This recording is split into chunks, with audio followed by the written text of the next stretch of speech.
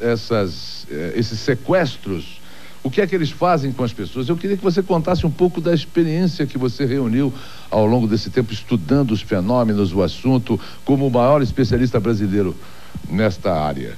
Bom, o que é mais preocupante e chocante na ufologia é a diversidade dos fenômenos. Tanto que você pode encarar a ufologia como uma ciência ortodoxa, como é a geologia, como é a física, mas também como uma ciência paranormal, porque é de tal vulto, de tal envergadura, de tal abrangência a fenomenologia que mexe com tudo. Sim. Há casos de pessoas que ficaram doentes depois dos contactos. Há casos de pessoas que tiveram as suas mediunidades, os seus talentos mediúnicos, a sua paranormalidade exacerbada depois disto, de uma observação dessa natureza. Não precisa nem de uma viagem espacial, apenas de uma observação. E isso, aliás, que interessava ao Jung, o que estão esses seres ou essas civilizações que chegaram até aqui, porque estudam tudo. É evidente. É possível que até registrem todos esses programas de televisão. De repente estamos sendo observados aqui na casa da Madalena. Pois é. Vamos olhar aí fora. Porque é claro que quem pode o mais, pode o menos. Então, se eles, por exemplo, registraram muitas vezes expedições ao Everest, ou então manobras de marinhas de guerra nos Estados Unidos, no Atlântico Sul, no Atlântico Norte, a Guerra do Vietnã, a Guerra do Golfo, a Segunda Guerra Mundial. A ufologia, aliás, começou meio militarizada, porque quando os Junkers alemães, que a gente vê nesses filmes da Segunda Guerra, iam bombardear a Inglaterra, eles eram seguidos por bolas luminosas inteligentemente articuladas. Eles supunham que os nazistas supunham que eram inventos secretos aliados. Quando a Royal Air Force, a RAF, ia bombardear a Alemanha ou a França ocupada, eram seguidos pelos mesmos objetos. Então, o Churchill atribuía isso ao Hitler. Quando terminou a guerra, eles confrontaram os arquivos secretos, naturalmente riram muito, porque atribuíam um ao outro. Aí os discos sumiram de circulação na Europa, mas reapareceram em 47, 48 nos Estados Unidos e aí ficaram. Bom, o assunto é muito vasto, não é, Flávio? O assunto é muito vasto. Nós teríamos que ainda nos remontar lá na época do Egito, das pirâmides. Aí a gente se lembra dos livros Eram os Deuses Astronautas e vamos por aí. Mas existe... O prefácio é meu. Cujo prefácio é seu, eu ia citar isso. Eu ia citar isso. O prefácio é do professor Flávio Pereira. Mas existe alguma teoria de consenso? A teoria de consenso é que há um fenômeno importantíssimo que precisa ser estudado por todo mundo e todos os observadores. A observação mais simplória, um sonho que você tenha com isso tem que ser comunicado. Infelizmente não há no Brasil ainda uma central que pudesse colher tudo isso. Quer dizer, quem teve uma experiência corre para essa central, não existe. Não existe aqui. Mas nos Estados Unidos existe, no Japão existe, na França existiu durante muito tempo, na Rússia agora existe, depois do Gorbachev ter feito aquela glasnost e tudo aquilo, porque os russos têm observações fantásticas, extraordinárias. Não podemos deixar de falar do Ceará, do chupa-chupa, uma onda de discos voadores no Nordeste, 88, 89, final da década passada, não é? O chupa-chupa é o nome que os caboclos, os nativos da região, deram a objetos que vêm à noite. Lá eles fazem caçada na noite. Então, o pessoal sobe nas árvores e fica aguardando a passagem da caça. Mas aconteceu que a caça passava, mas vinham objetos do tamanho de uma Kombi, luminosos, e partia um raio de luz que atingia essas pessoas. Veio dos Estados Unidos, um dos maiores ufólogos do mundo, é um francês chamado Jacques Vallée, que é consultor da NASA e tudo isso. Ele esteve no Nordeste 2 vezes, contratou, ele só fala francês e inglês, ele contratou um tradutor para ouvir, é um grande pesquisador, para ouvir os médicos que atenderam, porque houve 15 a 20 óbitos dessas pessoas, por isso que chamavam de chupa-chupa. Então, isso não foi divulgado, mas a aeronáutica brasileira estudou isso. Os jornais do Brasil não deram? Não deram porque, sabe, há um preconceito dos grandes jornais brasileiros que acham que o disco voador é invenção ou do diabo ou do Flávio. Ou do Flávio ou de outros, né? Agora do Amauri, né? E agora, certamente. Não, eles não perceberam que é um assunto do primeiro mundo. Eu acredito que até o presidente da República, que é um sociólogo muito conhecido, deve saber que o assunto tem uma dimensão sociológica muito importante, porque depende da nossa ciência. Eu não acredito que os discos vão dar a receita. Olha, fabrica-se um disco assim, assim. Isso nós vamos ter que descobrir. Mas lá no Nordeste morreu muita gente, porque eram sequestrados e quando voltavam... De 15 a 20 óbitos, com sequelas muito importantes. Por isso que esse Jacques Vallée veio estudar na década passada, porque houve casos semelhantes também em Amazonas, na Venezuela e outros lugares. Estas ilhas, essas ondinhas de observações preocupam muito, porque não se deve pensar que os discos são bonzinhos, que vêm resolver os problemas, que vêm fazer isso, fazer aquilo, não. Os discos devem ser veículos de observação em massa da Terra. Não esqueça o telespectador que a Terra é um paraíso no sistema solar. Mercúrio é quente demais, Vênus é venenoso, Marte é frio demais e de Júpiter para lá é um deserto. A Terra é o paraíso bíblico.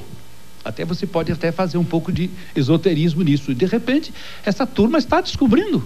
É um planeta que tem vegetação exuberante, que tem mares, que tem água, que tem uma fauna. Não há isso fora daqui. Quer dizer que a imagem do extraterrestre não é exatamente o ET do Spielberg. O bonzinho, o graciosinho. Aquilo foi muito bonito porque conquistou a infância e a juventude do mundo. Depois daquele filme, as estatísticas subiram extraordinariamente e aumentou o número de gente que passou a dar relatos sérios. Você citou o livro Eram os Deuses Astronautas. Esse livro ressuscitou a arqueologia na Alemanha, porque as pessoas lendo um livro dessa natureza, escrito por um hoteleiro suíço que não tinha nenhuma formação científica, Erich von Däniken. Ele chamou a atenção da juventude universitária europeia para esses estudos que estavam abandonados de arqueologia, não é? As civilizações antigas e tudo isso. Então, esses livros têm uma função muito importante. E o disco voador, ele tem que ser resolvido por nós. Não devemos pensar que eles vão dar uma receita de mão beijada. A gente que tem que fazer esse esforço. Eu sempre me referi a isso, né? Professor Flávio Pereira, vamos então falar um pouquinho, e eu estou até ansioso para entrar no assunto, sobre transcomunicação, que é exatamente esse fenômeno das pessoas que já se foram, daqueles que estão no além, se comunicarem conosco através do telefone. Tem incontáveis experiências que o professor Flávio estava me contando, através de gravação, através de rádio e de televisão. Aparece na televisão? Foram os alemães que batizaram esse assunto de transcomunicação, porque isso vem vindo desde o final da década 50. Sempre por essas casualidades. Alguém está gravando um programa de rádio e de repente surgem vozes inteligentes. Atribui-se isso inicialmente a uma interferência de outra emissora. Então vão passando os anos, vão passando e o fenômeno foi crescendo em complexidade. À medida que novas pessoas na Suécia, na Alemanha, na Itália, nos Estados Unidos e no Brasil, essas pessoas novos pesquisadores foram surgindo, o fenômeno foi evoluindo. De gravador passou para rádio, ondas curtas, depois passou para televisão, computador, telefonia. Tudo indica que, essa é a minha opinião pessoal, modesta, há um projeto transcendental no sentido de aproveitar a nossa eletrônica, a nossa tecnologia avançadíssima. Os satélites ainda não estão entrando nisso, hein? Eu fico pensando quando a internet começar a funcionar, e já começou, não é? Essa rede, essas infovias que se chama, né? Você pega um computador aqui e assiste pega um jornal que está sendo feito nos Estados Unidos na mesma hora. De repente, os espíritos, esse projeto do além, os transcendentes, começam a interferir na nossa vida. Isso é seríssimo, é considerado na Alemanha, na Suécia, na Itália, como o próximo passo que a ciência vai dar na entrada no novo século. Aliás, é a ufologia de um lado e a transcomunicação de outro. Porque já apareceram na televisão, no Luxemburgo e na Alemanha, cenas de outros planetas, o planeta Marduk, por exemplo, que tem 3 sóis. Isso não está registrado na astronomia. E vem a voz de pessoas, de falecidos, espíritos, dizendo tal coisa aconteceu assim, assim, assim, assim, o nosso objetivo é esse, esse, esse, esse. Claro que um assunto dessa natureza, cabeludíssimo, não é? Você liga no canal 13, em vez de pegar o canal 13, pega um canal transcendental, não é? O Amauri do espaço, não é? Isso é muito sério, então a gente deve encarar essas coisas. Tem um caso aqui em São Paulo, professor, de uma senhora que perdeu 2 dos seus filhos e que está se comunicando com eles por telefone, tem conversado com eles por telefone. Fale um pouquinho da moça que vai aparecer no vídeo agora. Essa é uma pesquisadora italiana que felizmente não era nem engenheira nem cientista, porque aí ela assumiu sem fazer ideias preliminares. A dona Gabriela Alvisi já publicou mais de 5 livros em italiano. Ela perdeu a filha, teve um câncer durante um ano, uma menina lindíssima e muito católica, mas ouviu falar das gravações feitas na Alemanha e na Áustria. Transcomunicação. A transcomunicações. Então, comprou um gravador, até acrescentou filtros e outras coisas que são desnecessárias e começou a gravar a filha dela. E em torno do espírito da filha dela surgiram outros espíritos não identificados para ela. E falaram também. Falaram para ela. Essa gravação que foi apresentada faz parte de um acervo de dezenas e dezenas de áudios que ela fez nesse tempo todo. Nós temos a foto da moça que é filha da filha dela que motivou isto, né? Mas eu mesmo participei do primeiro laboratório brasileiro de transcomunicação de 76 a 82 com o meu amigo que já faleceu, um engenheiro húngaro, Jorge Marjari. Ele tinha perdido a esposa dele, apesar dele ser calvinista e, portanto, avesso a tudo que é coisa de espírito, etc. Mas ele comprou um gravador de terceira mão para mostrar que não se trata de parafernália eletrônica. Começou a gravar e o espírito da esposa dele não aparecia, mas vieram muitos espíritos gravando em todas as línguas conhecidas. Ele falava várias línguas, inclusive o Dr. Ademar de Barros, que tinha sido chefe dele. Ele foi engenheiro economista do escritório do Dr. Ademar de Barros. Eu ouvi muitas vezes a voz do Dr. Ademar. Sabe, telespectador, é complicado você dizer essas coisas em poucas palavras, porque a gente está mexendo num mundo extraordinário. O que o Ademar de Barros teria dito nessas gravações, professor Flávio? O Dr. Ademar de Barros, ele se referia com muito carinho a Dona Leonor, que viria a falecer depois disso, né? As filhas e ao filho. Funciona isso? Você deixa um gravador isolado e vai dormir e deixa ele rodando? Não. O ideal é você estar com uma intenção uma intenção boa, uma intenção correta. Naturalmente, as pessoas que têm parentes falecidos, isso tudo faz parte. É um ritual? Não é ritual, mas quem gosta de vela, acende vela. Quem gosta de flor, põe a flor. Sim. Porque essas coisas vão... Mas liga o gravador e fique... Você liga o gravador, você diga... A nossa técnica era muito simples. Quando estávamos, o Dr. Jorge e eu, ele dava o nome dele e dizia em húngaro a hora e o dia e o mês. Mas devagar, porque as vozes se intercalam as palavras.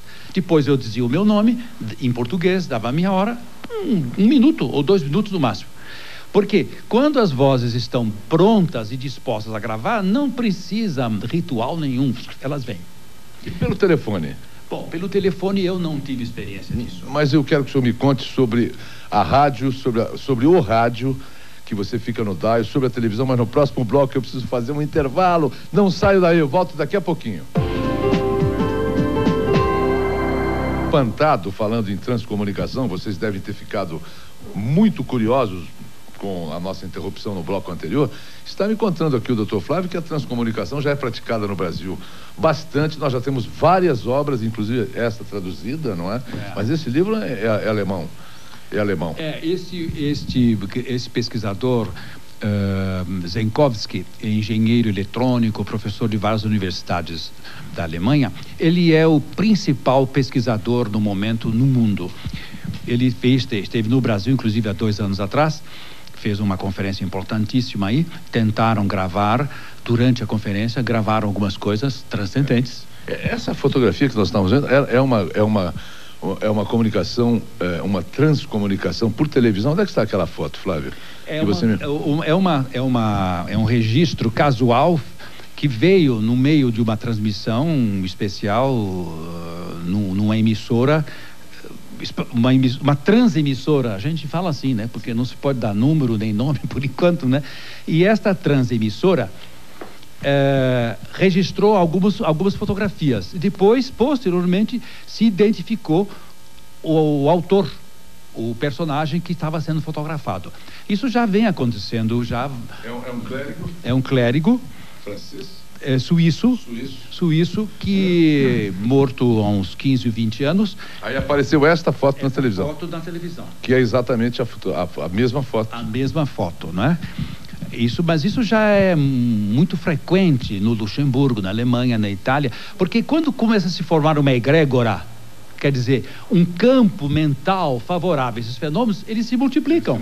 Agora, a transcomunicação pelo rádio, o que é? É você ficar no dial de um bom rádio, você prospectando pelo dial pacientemente, com concentração, com inspiração, com fé. Até viram a voz? Não, geralmente se escolhe uma frequência branca, uma frequência que fica entre duas emissoras, o que não é muito fácil porque as emissoras são muito coladas umas nas outras, não é? Então em frequência modulada talvez não funcione bem isso, mas em ondas curtas funcionava. Na Europa se pegava, por exemplo, um grande pesquisador chamado Raul Divi, ele colocava o dial entre a emissora de Viena e a emissora de Varsóvia, que tinha um espaço livre. Então, casualmente, ele começou a registrar naquela frequência vozes inteligentes. Quando ele percebeu isso, se estabeleceu um link, uma ligação entre o interesse dele e, evidentemente, a fonte. Isso que é importante, você admitir que isso não é casual, isso não são parasitas eletrônicos de rádio, não. Há uma inteligência por trás disso, e isso que está preocupando, no bom sentido, todos os grandes estudiosos europeus que estão informados sobre isso, porque mostra uma intenção. E tudo que é intencional é muito importante, não é? Não é casual, não é um terremoto, não é um maremoto, não é uma estrela cadente. É uma atividade informática de comunicação que envolve a nossa aparelhagem. Pode envolver, de repente, a torre de transmissão da Bandeirantes. Pode envolver, daqui a pouco, um satélite artificial, porque eles podem pegar tudo. Deixa eu chamar a Madalena. Madalena, vem aqui um pouquinho. É evidente que é muito difícil você colocar no ar experiências brasileiras de transcomunicação, porque as pessoas não gostam. Mas a Madalena poderia... Sente-se aqui, Madalena, por favor. Não, fica aí, Flávio. Deixa ela sentar aqui. Eu queria só que a Madalena me contasse, omitindo naturalmente os nomes, dessa senhora que tem se transcomunicado com seus filhos por telefone. Não precisa citar nomes, a gente só quer... valorizar essa informação ao telespectador, porque me parece que você convive com essa pessoa e ela tem... Como é que é? Ela já veio aqui, é uma senhora que perdeu 2 filhos há uns 10 anos. Estava desesperada, querendo se comunicar e aprendeu como fazer. Então, ela fala com eles pelo telefone, grampeou o telefone, pôs um grampo no telefone e de manhã, quando dá um sinalzinho assim, ela tira o fone e são os filhos. E eles falam, chamaram a mãe de cigana, acharam, né, que era bruxa, uma... né? Bruxa, Mamãe, você é uma bruxa. Trouxe aqui... Você conseguiu um contato conosco, é isso? Isso, e ainda pôs um gato, e o gato miava, e a mãe escutou o gato miando. E o que eles falam? Onde eles estão? O que eles falam para a mãe? Eles vão fazer cursos de vez em quando, fora, e dizem, essa semana nós não estamos aqui porque vamos fazer um curso fora. E localizam outras pessoas, eles estudam, mil e uma coisas, muito interessante o que ela conta. Isso é com frequência? Todos os dias? Não, segunda, quartas e sextas, no horário certo, tem que ser aquele horário, eles marcam, e já apareceram na televisão também. Para ela? Mandaram que ela levantasse a televisão, que estava muito baixa, e ela botou a televisão mais alta, e aí viu os filhos. E ela perdeu os filhos em condições adversas? Um foi desastre e o outro, eu não sei do que foi. O rapaz já tem 18, um tem 18 anos e o outro tem 20. E ela já os vê, porque eles foram menores, 10 anos, né? Atrás. Ah, sim, eles faleceram há 10 anos atrás. É, e agora ela os vê já mocinhos. E tem amigos, diz que a vida é muito interessante. Do lado de lá. Do lado de lá. Dão conselhos sobre doenças, medicina e essas coisas todas. E eles estão num mundo mais evoluído? Eles estão num astral mais evoluído. Mais evoluído. Mas eles saem e vão fazer cursos noutras, não sei se em outros planetas, né? E encontram pessoas. E vem muita gente perguntar, pedir para localizar a filha que já morreu. De Belo Horizonte vem muita gente, mesmo aqui de São Paulo, sabe? Obrigado, Madalena. Deixa eu continuar que eu vou terminar com o professor Flávio. Olha, a Madalena é a nossa convidada num dos próximos programas para falar da sua experiência, que é muito interessante também. Eu vou deixar um suspense, assim vocês continuam ligadinhos no flash, não é? Eu perguntei se eles estavam, os meninos, num plano superior, enfim, se eles evoluíram, não é? Porque você dizia, Flávio, que a Terra é, no contexto do universo, uma preciosidade, pelo que se conhece, não é? É claro, por isso que esse Greenpeace e outros defensores da ecologia merecem o apoio de todo mundo, né? Porque precisa zelar pela nossa terra, né? Agora, Flávio, a transcomunicação é para qualquer um? A pessoa precisa ter um dom especial para poder conseguir se comunicar? Não, até a pessoa, muitos desses pesquisadores eram avessos, eram contrários a isso. Mas se diz que uma capacidade mediúnica, uma capacidade psicológica profunda favoreça. Agora, não é uma coisa de brincadeira, é algo que mexe, porque mexer com os nossos... sabe como é que os nossos espíritos diziam nas nossas gravações? Foi o doutor Ademar de Barros até aconteceu o seguinte, nós estávamos presentes, era a véspera do dia de finados, e uma senhora perguntou ao meu amigo Jorge, será que amanhã nós vamos visitar e não usa a palavra mortos, porque eles detestam essa palavra, em qualquer língua que seja. Na Alemanha, na Suíça, eles não querem essa palavra. Que já se foram. Eles não querem. Porque somos mais vivos do que vocês pensam, sempre diz isso. Wir leben, nós vivemos, não é? Sempre diz isso em alemão, inglês, francês, tudo isso. Querem nos convencer, isso é uma coisa interessante. Então, quando ela disse os nossos, o Ademar de Barros diz, os vossos próximos. Os vossos próximos. Nossos próximos. Ele, Ademar de Barros, reconstituiu-se pela voz, né?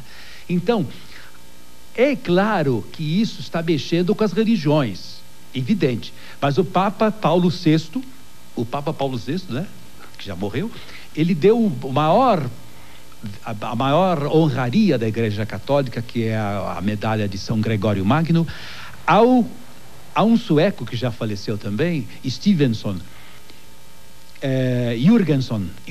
Fredrik Jürgenson, porque este homem é que começou em 59 as gravações mais sistematicamente. O que é isso? É uma palavra da Igreja Católica. Aliás, você está aqui com um livro do Padre Bruno, que é um francês que está deitando e rolando na Europa em matéria de transcomunicação. Bem, o nosso tempo terminou, infelizmente, né? O assunto é tão apaixonante, mas eu gostaria de contar com a sua presença, professor Flávio Pereira, em outras oportunidades aqui e deixar a nossa câmera, o nosso microfone em aberto para aqueles que tiveram experiências, porque o assunto é apaixonante. Nós estamos próximos do novo século, não é? E esse assunto é um assunto realmente que tem a ver com todas as previsões feitas por todos os videntes. Se nós formos analisar as previsões feitas por videntes importantes, sérios, respeitados, as aparições dos OVNIs, a transcomunicação, tudo tem muito a ver com este final de século. Muito obrigado, professor Flávio. Muito obrigado pela participação e que o seu programa se transforme numa ponte de ligação com essa nova realidade, ufologia e transcomunicação, porque o Brasil é um país privilegiadíssimo para isso. Muito obrigado.